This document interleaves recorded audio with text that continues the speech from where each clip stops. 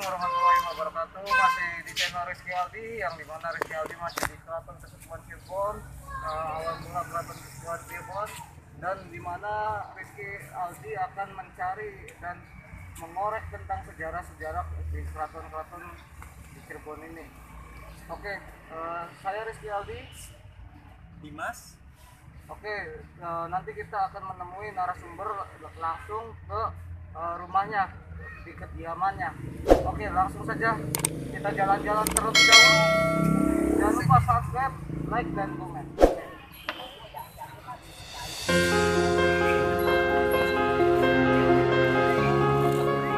Kena.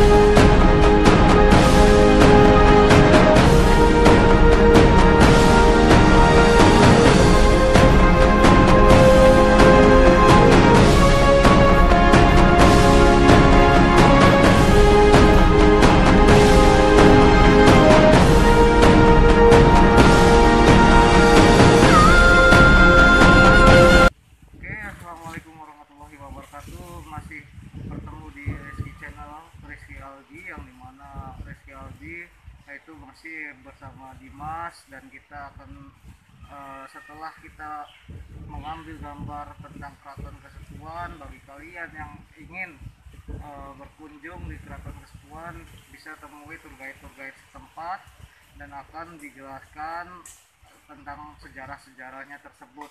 Nah, setelah ini kita akan mendatangi tour guide atau pemandu wisata dari Keraton Kasepuhan tersebut, dan kita langsung datang ke di kediamannya beliau, yaitu dari Elang Manung. Nah, saya dan Dimas nanti akan bertemu dengan Faisal, yang dimana Faisal sekarang berada di Elang Manung, kediaman Elang Manung tersebut. Nah, oke, untuk Dimas gimana, ada untuk Faisal udah ada kontak atau apa ke sananya? Dari Isa saya belum dapat kontak ya. Dan kira-kira tertarik juga sama sejarah keraton ini dan sejarah-sejarah yang lain. Kalau mengenai sejarah saya masih mempelajari dan mencari lagi.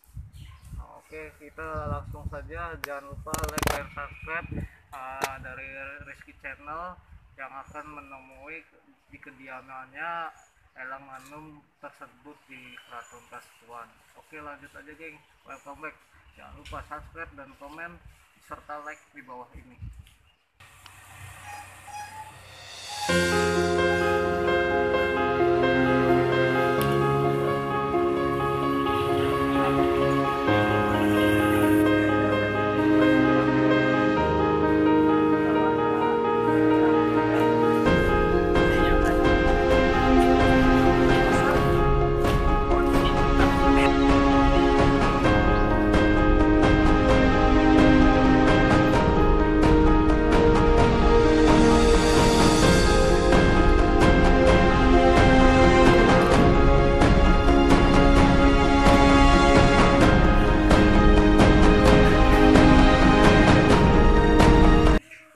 Oke, assalamualaikum warahmatullahi wabarakatuh. Ketemu lagi di Rizky Channel, yang dimana Rizky Channel masih nganuin tentang keraton, sejarah Keraton Kasepuhan, dan kita akan selalu mencari informasi-informasi dan sejarah-sejarah di kerajaan-kerajaan manapun, yaitu sekarang kita ada berada di Keraton Kasepuhan Cirebon.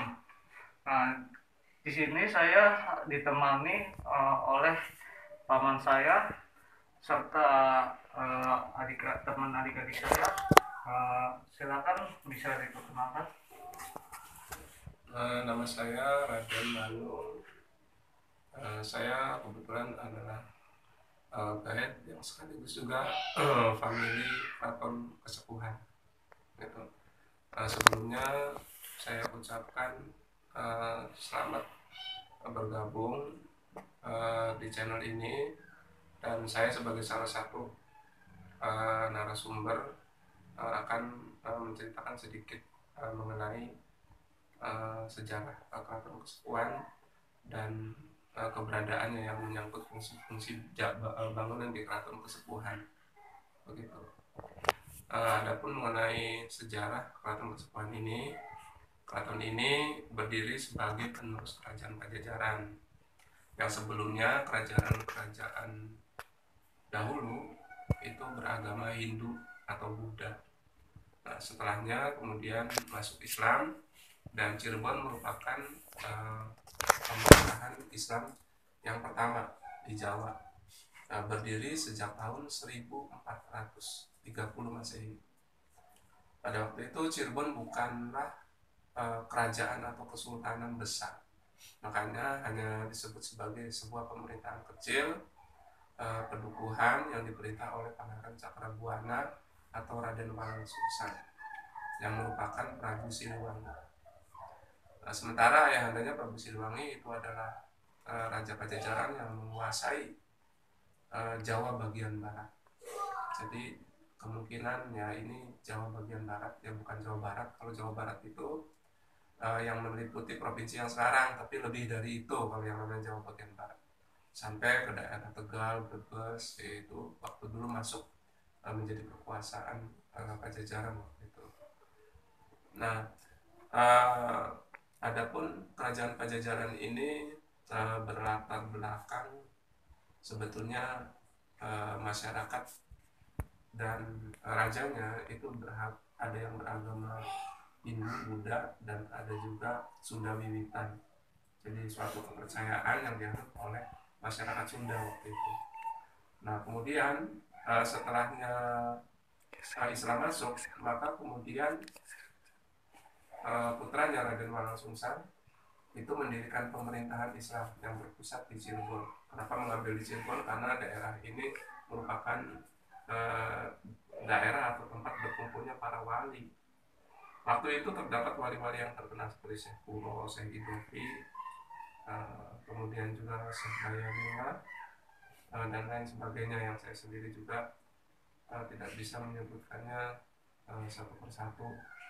Kemudian setelahnya itu baru Sunan Gunung Jati atau Syekh Sarif Hidayatullah menggantikan posisi Raden Walang Sungsang.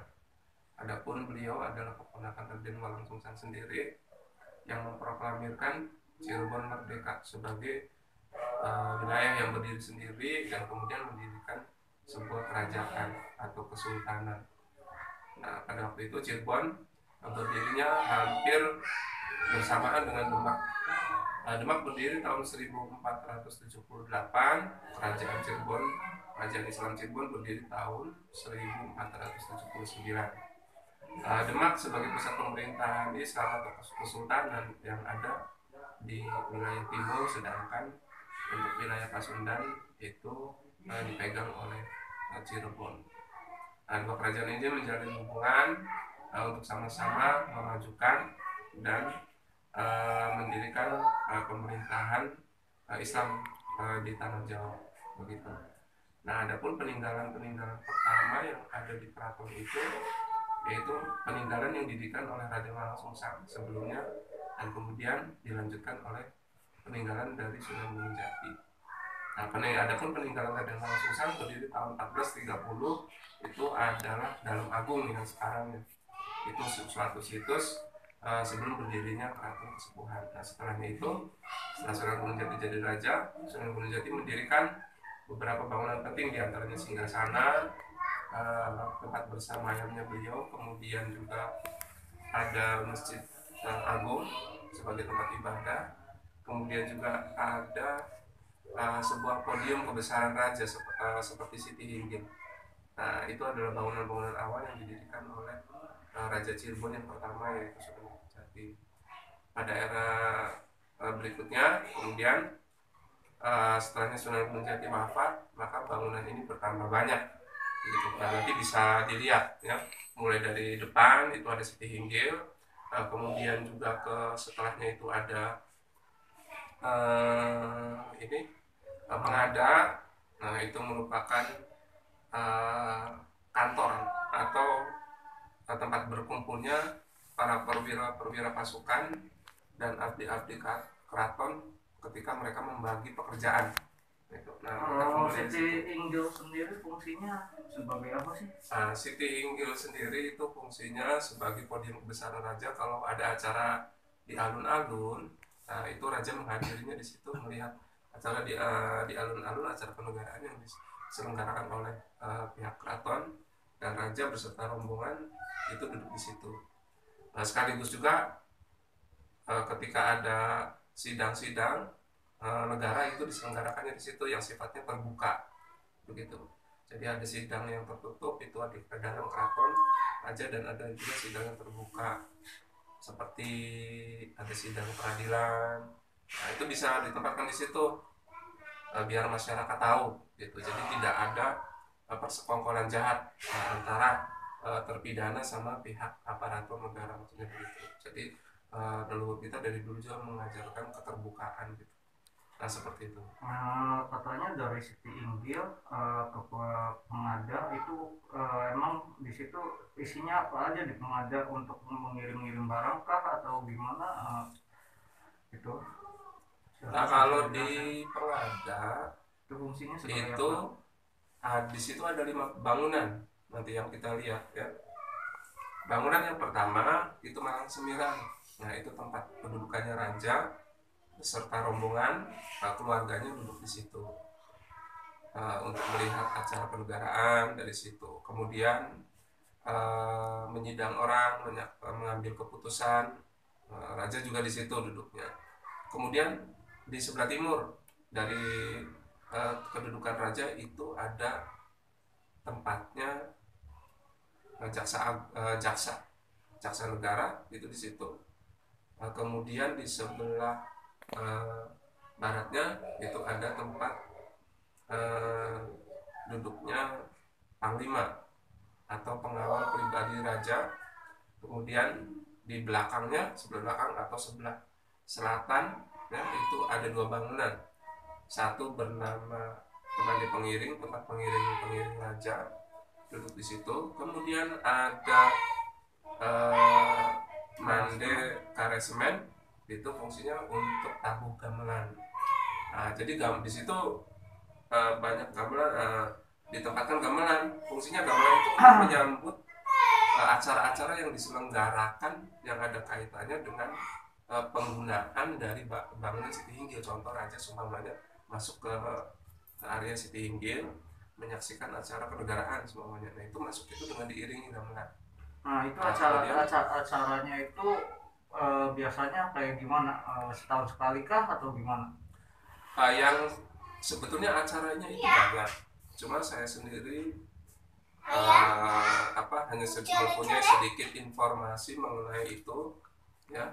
Nah seperti adanya acara Sabtonan atau setiap hari Sabtu ketika ada acara bertemunya kepala-kepala wilayah yang menghadap kepada raja pada hari Sabtu. Nah di situ masing-masing kepala wilayah itu memperagakan atau memamerkan keahliannya di hadapan raja gitu. Seperti menunggang kuda, kemudian juga mahir melempar tombak atau memanah, atau juga bermain pedang. Nah beradu keterampilan di situ dipertontonkan di depan raja. Nah di situ.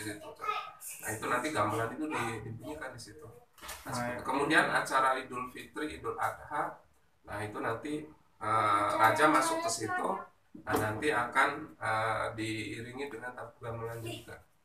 Berarti itu di anunya cuma Idul Fitri dan Idul Adha aja. Nah untuk itu yang dulu ya, itu yang dulu. Kalau yang sekarang yang masih dipertahankan fungsi dari bangunan tersebut ketika menyambut Idul Fitri dan Idul Adha aja begitu. Kalau Sabtonan sudah nggak lagi. Jadi Untuk Idul Fitri dan itu Idul Adha aja. dan lagi juga bisa juga digunakan untuk kegiatan lain, seumpamanya ada panggung budaya atau apa, itu pernah dipakai kalau sekarang untuk kesenian. Atau kemudian juga ini apa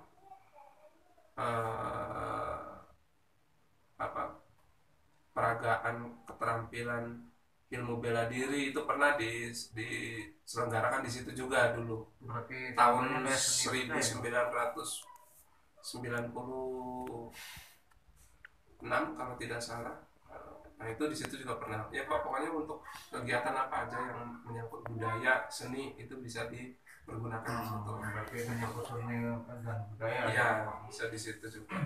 Nah kita bergeser dari Siti Inggil, itu Pengada itu berfungsi sebagai Nah turun dari Siti Hinggil, di situ ada ruangan atau bangunan namanya Pengada.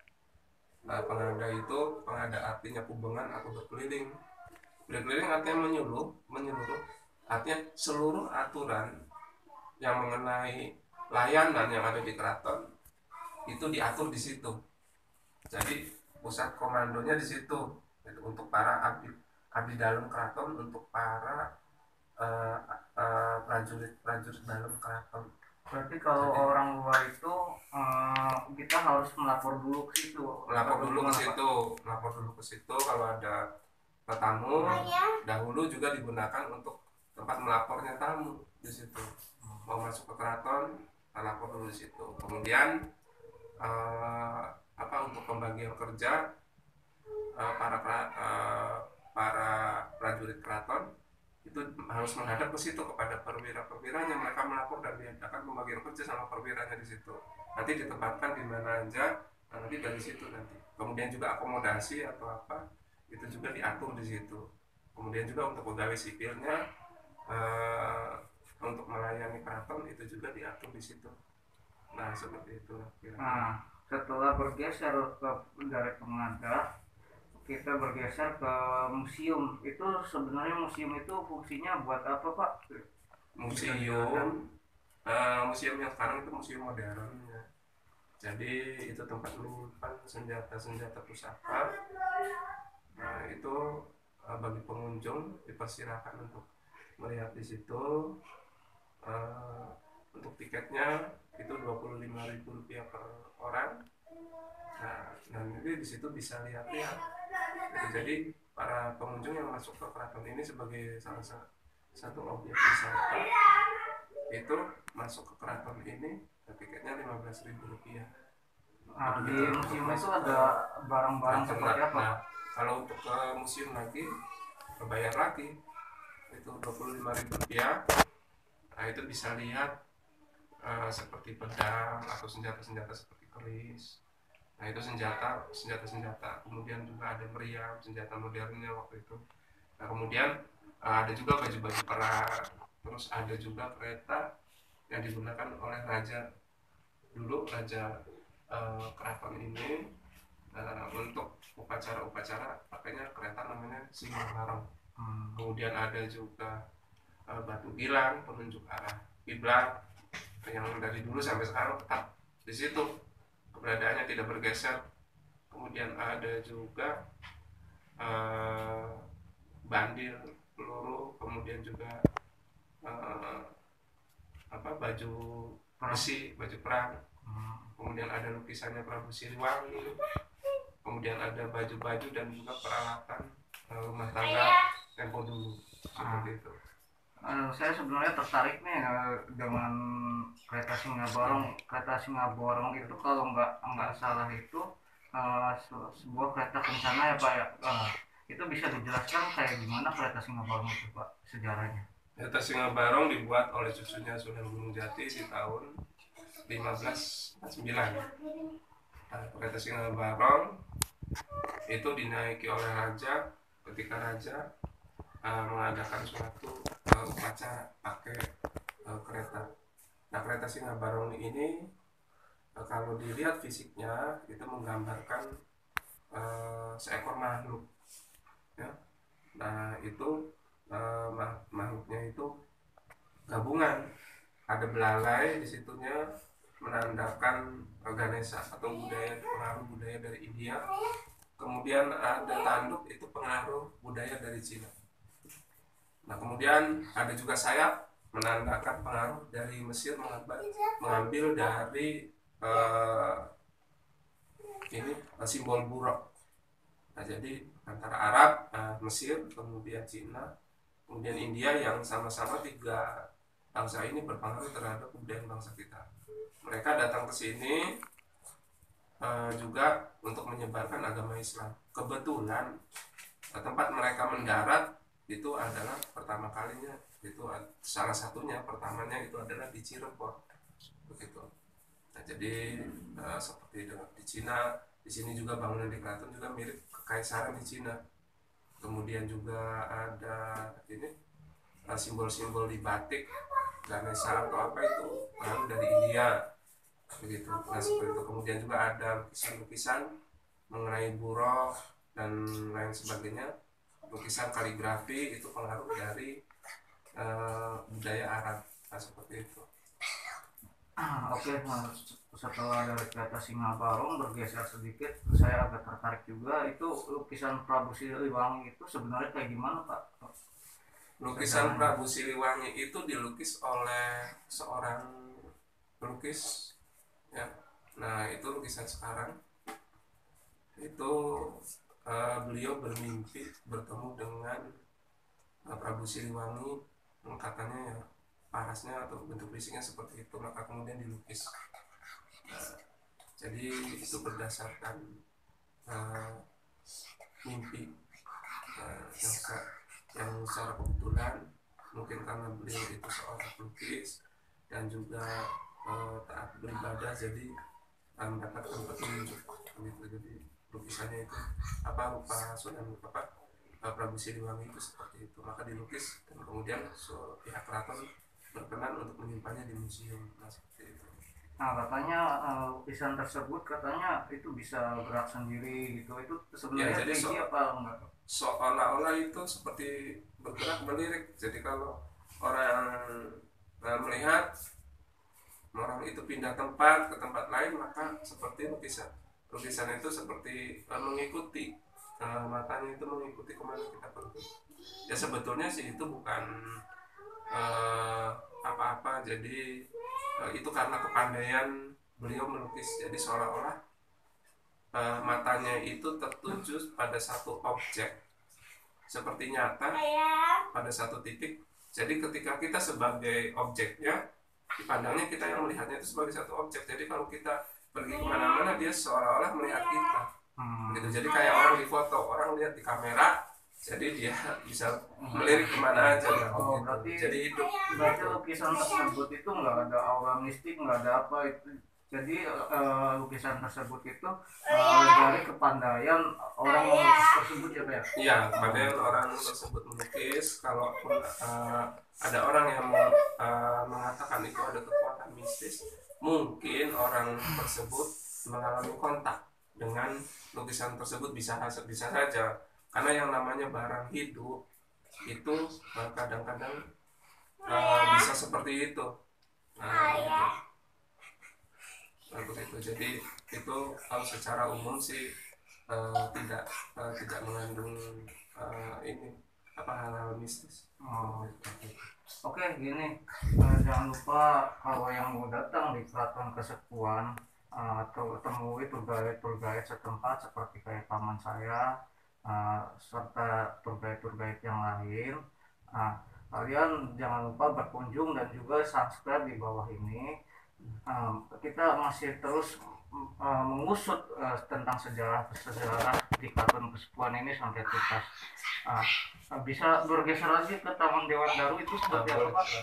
Nah, itu setelahnya kita memasuki museum, di mana lokasi museum itu kan bangunan baru. Memang dulunya di situ juga gudang senjata, cuma sudah hancur.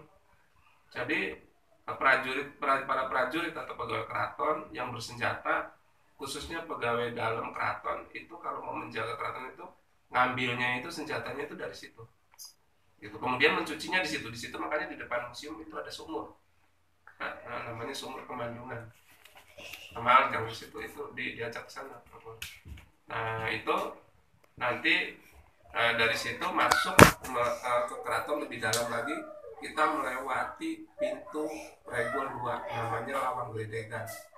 Nah, yang dimasuk Lawang Gledegan karena di situ terdapat penjaga atau prajurit yang menjaga pintu gledegan itu. Suaranya keras seperti gledek, jadi membentak kalau meminta keterangan balik dari para tamu yang masuk ke keraton. Nah, seperti itu. Nah, itu memang di situ keraton sengaja menempatkan prajurit yang berkarakteristik semacam itu untuk menandakan bahwa di situ areanya sudah area dalam, dan orang yang masuk itu tidak boleh sembarangan, harus memenuhi syarat kalau masuk. Nah, jadi tidak boleh mudah disuap jadi kalau masuk ke situ. Nah, seperti itu. Jadi makanya juga orangnya tegas, kemudian juga garang yang menjaga tempat itu. Masuk. Ruangan seperti apa aja Pak yang harus kita lapor gitu waktu zaman dahulu gitu? Nah, jadi setelahnya masuk melewati pintu Regol 2, situ ada taman, namanya Taman Gunda Dewan Daru. Sebetulnya si Taman Gunda Dewan Daru itu untuk mempercantik keraton. Nah, sebetulnya itu ada maknanya. Dewan Daru itu di situ terdapat taman yang bulat seperti itu.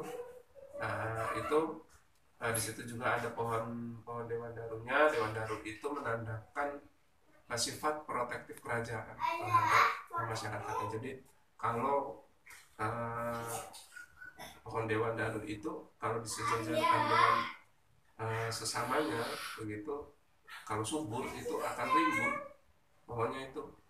Nah, dalam filosofi lain sebagai lambang pohon Dewan Daru itu tempat bersembunyinya seorang satria yang sedang bersemedi memusatkan pikirannya terhadap yang maha kuasa, untuk kemudian bisa setelahnya mendapatkan petunjuk, kemudian akan keluar dari pohon Dewan Daru itu untuk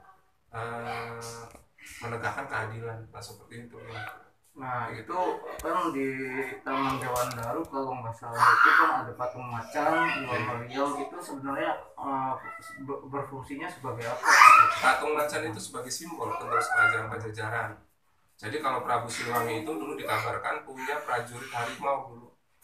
Nah, entah seperti apa ya,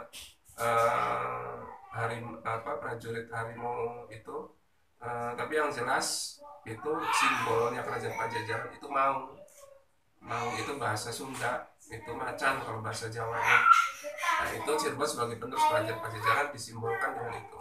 Dan kemudian mengenai meriam yang ada di situ, itu peninggalan dari Prabu Kabunangka, kerajaan Galuh, dari kerajaan Galuh yang bersahabat dengan Cirebon. Nah, itu penempatannya tadinya bukan di situ, hanya saja kemudian digeser-geser, kemudian ditempatkan di situ. Nah, setelah bergeser dari Taman Dewan Daru, terus kalau nggak salah ada namanya Jinem Pangrawit, itu sebagai apa Pak sebelum ke Jinem Pangrawit? Nah, di situ terdapat ada bangunan-bangunan tempat para pegawai keraton itu tugas. Di situ ada lunjuk tempatnya meminta informasi bagi para tamu, kemudian ada Sri Manganti tempat antrian. Jadi mereka yang sebelum dipanggil ke keraton antri di situ. Nah, ketika dipanggil maka masuk ke keraton dengan tahapan bahwa mereka akan menghadap kepada pejabat keraton dulu, menghadap ke Jinem Pangrawit namanya. Pangrawit artinya halus. Nah, itu jadi segala perilaku tamu itu harus halus. Jadi dimulai dari ruangan di situ itu sudah berbeda cara bicaranya, menggunakan bahasanya bahasa apa, mencapai tingkatan yang lebih halusnya dimulai dari situ. Memang ketika masuk juga dari pintu regol itu harus halus, cuma hanya saja di sini tingkatannya lebih beda lagi, harus lebih halus lagi. Gitu. Sebagaimana yang kita tahu bahwa namanya bahasa daerah itu bertingkat-tingkat. Di seluruh Indonesia itu baik orang Sunda, orang Jawa, atau orang Kalimantan, Sumatera itu punya bahasa daerah yang bertingkat. Bahasa kasar, bahasa menengah, kemudian bahasa yang tingkat halus. Nah, itu ada. Atau yang di Jawa itu ada yang dinamakan Kromo Inggris. Begitu. Nah, setelah dari situ Pak, kalau nggak salah kita bergeser ada lukisan, itu lukisan Sultan Pangeran Arif Natadiningrat. Terus di situ ada silsilah, itu bisa dijelaskan kayak gimana Pak tentang silsilah tersebut? Nah, itu di situ ada lukisan raja yang sekarang ini ya berkuasa gitu atau bertahta gitu di situ. Nah, itu namanya Pangeran Raja Adipati Arif Natadiningrat. Nah, itu beserta istrinya. Kemudian di situ ada silsilah. Nah, silsilah itu silsilah mulai raja pertama Keraton Cirebon, yaitu Sunan Gunung Jati, terus ke bawah sampai Pangeran Arif Natadiningrat yang sekarang. Gitu. Nah, silsilah dari mulai Syarif Hidayatullah, kemudian selanjutnya adalah Pangeran Zainul Arifin sebagai raja kedua Kesultanan Cirebon. Kemudian kesultanan yang raja ketiga dari Kesultanan Cirebon yaitu Panembahan Girilaya. Nah, di masa Panembahan Girilaya ini terjadi perubahan politik, di mana Keraton Cirebon itu atau Kesultanan Cirebon itu dipecah menjadi 3 kesultanan, yaitu Kesultanan Kesepuhan, Kesultanan Kanoman, dan Kesultanan Kacirebonan. Berarti masih banyak kerajaan-kerajaan di Cirebon ini ya Pak ya? Sebetulnya sih kalau untuk Cirebon sendiri bukan banyak banyak kerajaan yang bukan, itu sebetulnya satu payung gitu. Itu Kesultanan Cirebon, hanya keratonnya itu ada 3, di mana 3-tiganya itu bisa dikatakan kesultanan juga. 3 kesultanan ini jaraknya berdekatan. Sebagai warisan budaya memang itu kita bersyukur karena ternyata Cirebon itu keratonnya itu nggak satu. Mungkin kalau nggak dipecah tidak ada perubahan politik, keratonnya cuma satu, keraton Kesepuhan itu. Nah, keraton Kesepuhan itu dulunya namanya Keraton Pakumati, zamannya Sunan Gunungjati. Nah, ketika dipecah jadi 3, maka dirubah namanya menjadi Kesepuhan karena keratonnya itu tua, peninggalannya di Sunan Gunungjati. Adapun raja pada waktu itu yang menjabat sebagai Sultan Sepuh di Keraton Kesepuhan, maka dijulukinya sebagai Sultan Kesepuhan atau Sultan Sepuh Keraton Kesepuhan yang pertama. Jadi dihitungnya dari yang pertama lagi, awal lagi. Jadi setelah Sunan Gunungjati, raja kedua, raja ketiga, kemudian dihitung lagi dari satu begitu. Kemudian Keraton Kanoman juga didirikan gelarnya Sultan Anom, dan kemudian gelar rajanya itu raja yang pertama, Sultan Anom. Kemudian Kesultanan Kecirebonan, di situ juga gelar sultannya juga sultan yang pertama. Nah, begitu.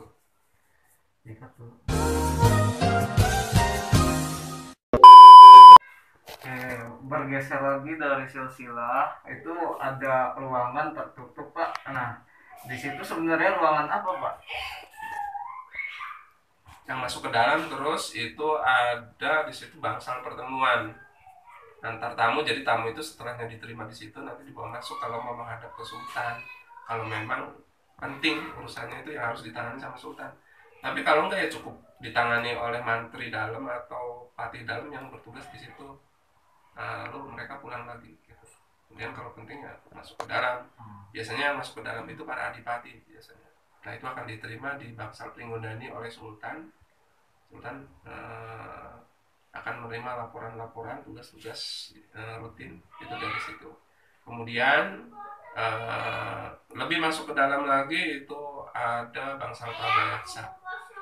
Bangsal Prabayaksa di situ sultan menerima tamu-tamu utusan dari negara lain atau juga orang-orang Eropa yang pada waktu itu menjalin hubungan dagang waktu itu, diterimanya di situ. Begitu, jadi sudah luar negeri. Itu tingkatannya kalau yang diterima di Prabayaksa. Begitu. Nah, setelah kita dari Cinembang Rawit gitu kan, bergeser lagi, katanya di keraton awal di Keraton Kesepuhan ini itu Keraton Pakumati gitu. Nah, itu Keraton Pakumati itu seperti apa sebenarnya, dan ada apa aja di Keraton Pakumati itu?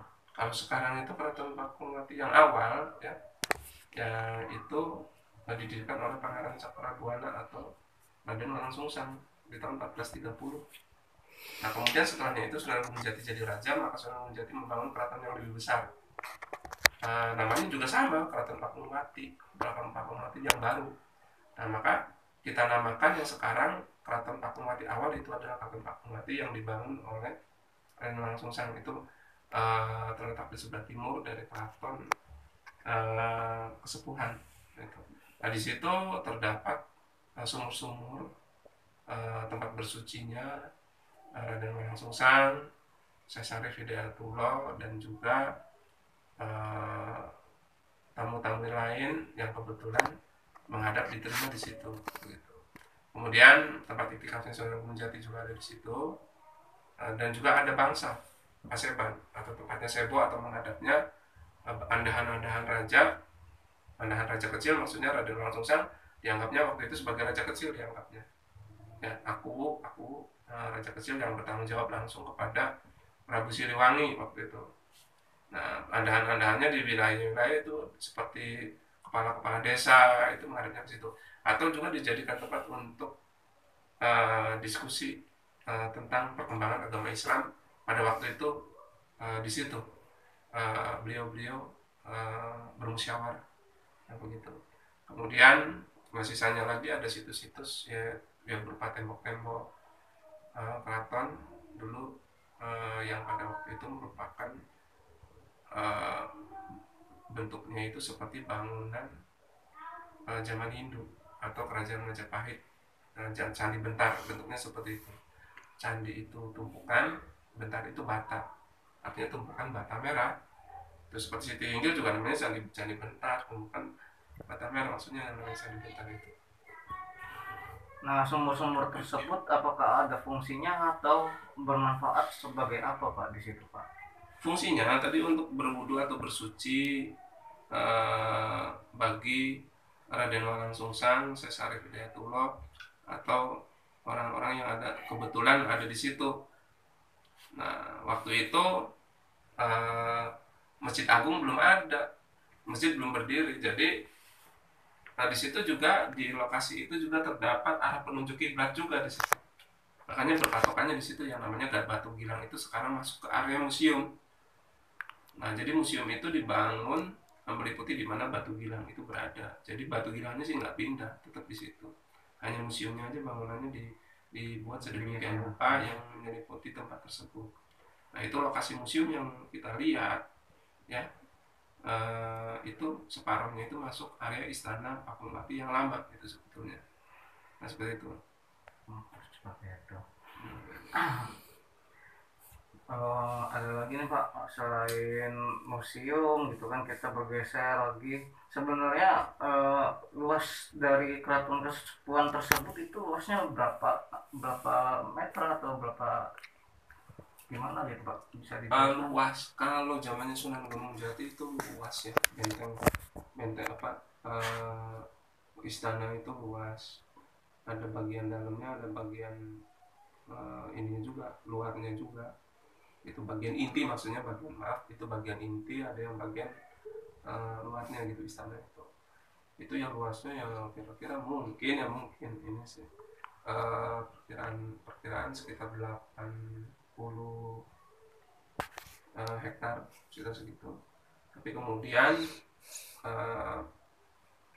tembok-tembok itu yang merupakan tembok-tembok kota raja itu sudah runtuh, dan kemudian sisanya itu hanya yang kita lihat ini, bangunan intinya ya, dengan alun-alun, kemudian masjid, lalu area keraton itu kira-kira 24 hektar kalau Kasepuhan. Nah, begitu.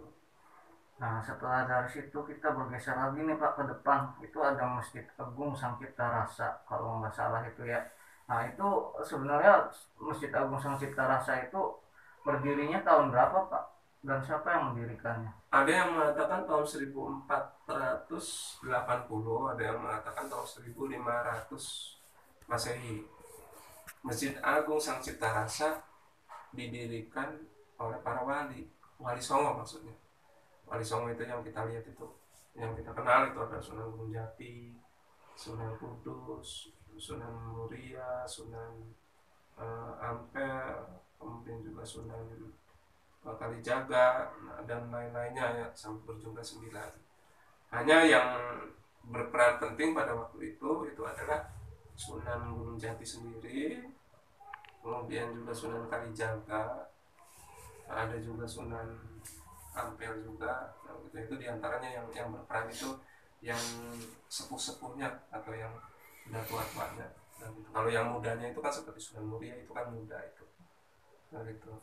Nah, kemudian Masjid Agung sendiri tadinya tidak sebesar itu, tidak seluas itu. Kalau besar sih memang besar, bagian tengahnya itu terdapat tiang-tiang yang tinggi-tinggi, yang kira-kira berapa meter ya, kira-kira 10 meter kira-kira ada lah, begitu 10 meter. Nah, di situ bahkan lebih itu. Nah, kemudian disitulah awal mulanya Masjid Agung itu didirikan gitu. Tapi lambat laun setelahnya itu terjadi pelebaran area masjid, diperlebar.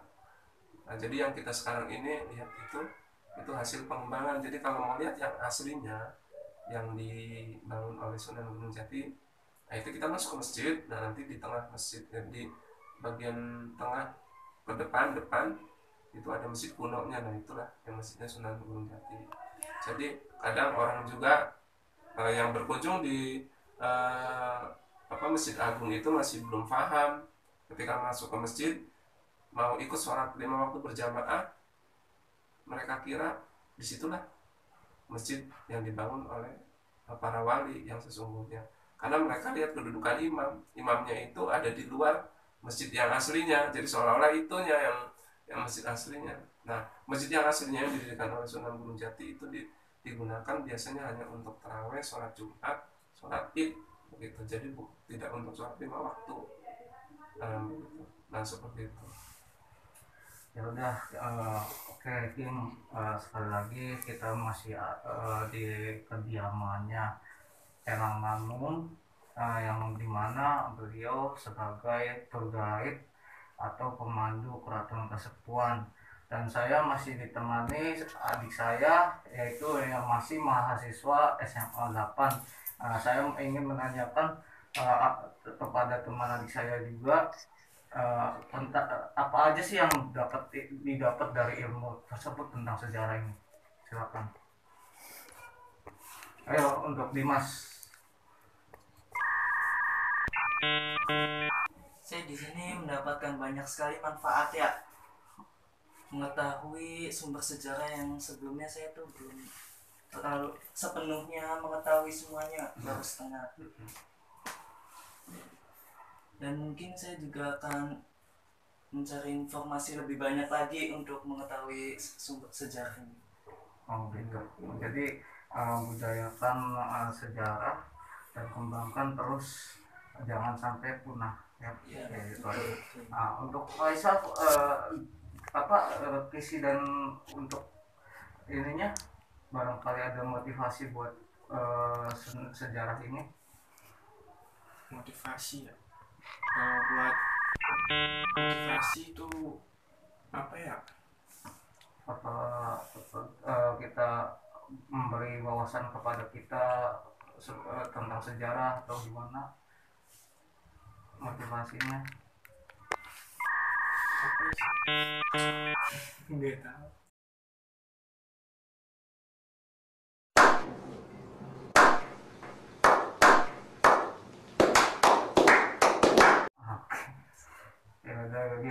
Jadi pada intinya kita jangan sampai sejarah itu hilang, karena kalau kita sampai hilang sejarah itu sangat disayangkan. Jadi masih ada sejarah-sejarah lain seperti di Keraton Kanoman, di Kecirbonan, itu masih ada lagi, geng. Jangan lupa kalau misalnya kalian ingin berkunjung, temui saudara saya atau pemandu di tour guide di Keraton Kasepuhan tersebut. Jangan lupa juga untuk subscribe, like, dan komennya, karena masih ada keseruan-keseruan tentang sejarah-sejarah di Cirebon ini, geng. Oke, assalamualaikum warahmatullahi wabarakatuh. Saya Rizky. Saya Raden Anung. Saya Faisal Gunawan. Saya Dimas. Oke, mohon pamit undur diri. Assalamualaikum warahmatullahi wabarakatuh.